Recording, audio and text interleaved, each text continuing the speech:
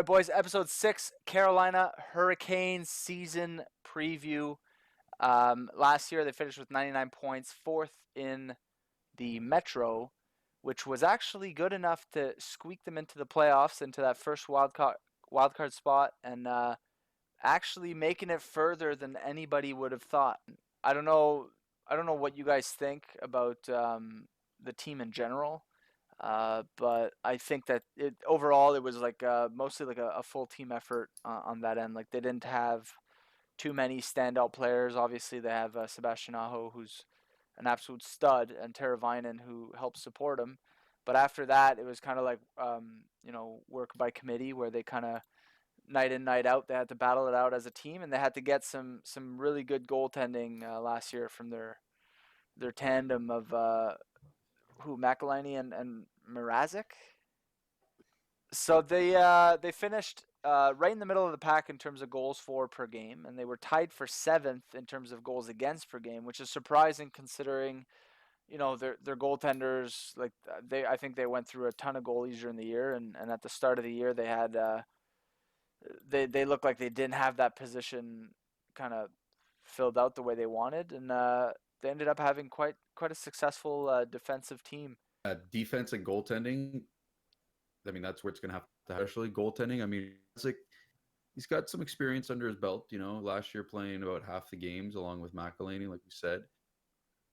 But again, I mean, I keep coming back to the goalies, like every team we do. But like, you got a guy who's proven a bona fide number one, and then you got James Reimer, who, for stretches of his career, he's been good. But Bro, last year, he's a good goalie, man. what a fucking dumpster fire! Yeah, Reimer's a everyone good has a down backup. year. I get that. Yeah, But like for this year he had last year, he and play basically half the season, but the thing and is, he's prone to injury, well, and that's it. He can't with stay healthy, with right? Bobby Lou getting hurt, he had to step into a bigger role at first, and I think like Mm-hmm. he's not suited for that role. Even like with Toronto, he actually had, I believe, he had more wins than losses over his tenure in Toronto, which Mm-hmm. that was their shit years. So it was Yeah. still pretty impressive of him to do that.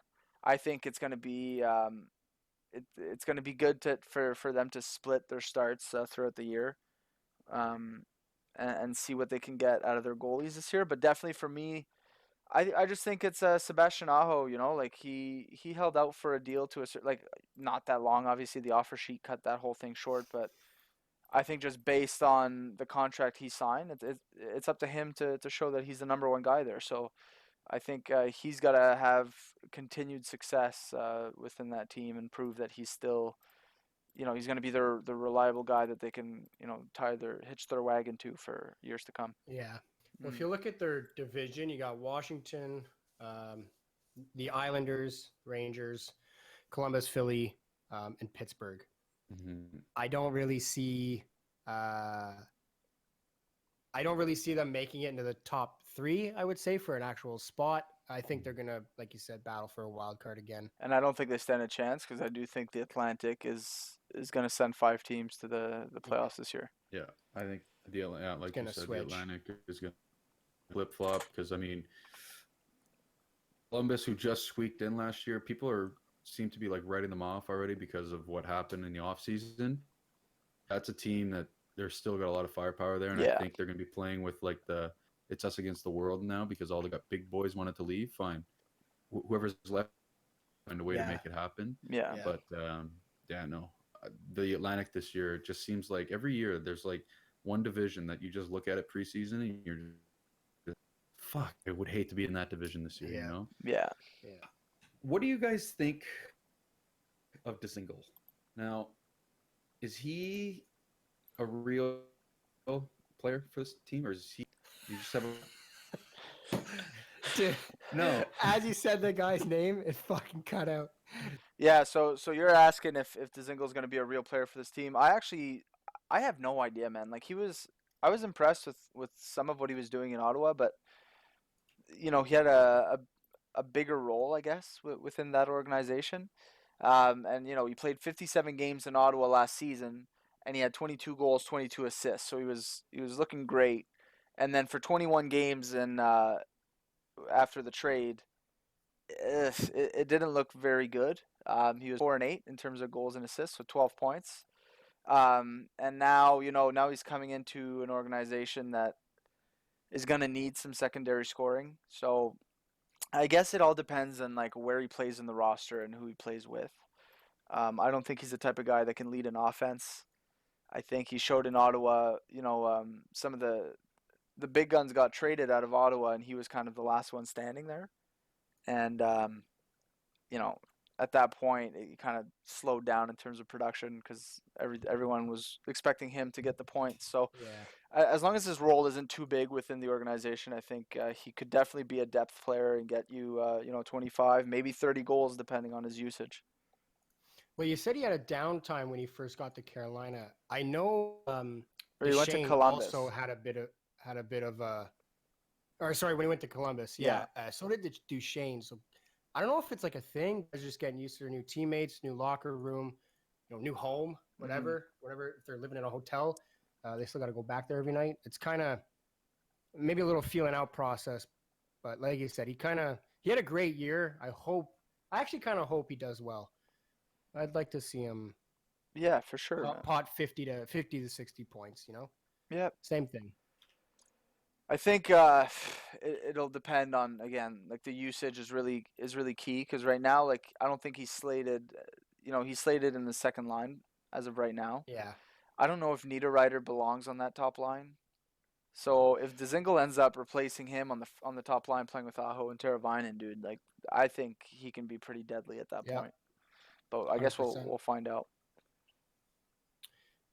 Is that it, boys? Yeah. Did you have a breakout player on that team, Sean? Or For me, it was Niederreiter. Or Niederreiter? maybe not a breakout, but he has to be better than what he was last year. Yeah.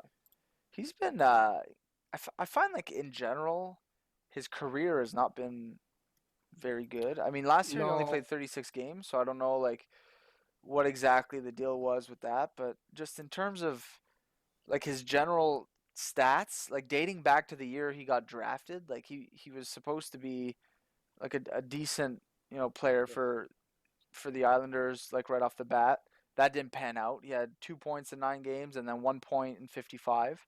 Went to Mini, got 14 goals his first year there, then 24, 20, 25, 18, and then just had another down year where he played half the season, got 9 goals, and then like he played half the season with Mini. Then when he went to Carolina, he got 14. So he picked it up a little bit in Carolina. He got 30 points in 36 games, but he was also playing on that top line, right? So Yeah. I think it'll all depend on where they slate him as well. So if I'd say you swap him and Dzingel, and they kind of it'll fit the roster a bit better, and then at that point they might have some good real potential there. Yeah. Yeah, Niederreiter is more of a shooter, whereas Dzingel, I find, so he might fit better with Aho and Teravainen. Right. Whereas you have the big boys, Jordan Staal, Svechnikov, they're kind of more all around players. Mm-hmm. They can shoot, pass, hit. They do the dirty work. So right. maybe that's a better role for him. Who knows? Maybe not be as flashy, but 20 to 25 goals a year on average. It's not bad. It's not bad at all, man. Not bad. I just think what's his contract? I think their expectations were a bit higher for him. His contract is $5 million. His cap hit is 5.25 up until 2022. So that's not bad. It's not bad. 25 goal scorer. As long as he, he's able to keep that up, then I guess that's what it's going to depend on, whether or not he's able to hold the form that he's had. All right. Is that it, boys? Yeah, I believe so. That's it for the robot. All right. Well, this episode was brought to you by Steel Series. They gave me the Arctic Wireless, and boy, oh boy, are they amazing. Superior audio, comfort, and battery life. Highly doubt They are the best at making me mediocre. I don't even know what that product does.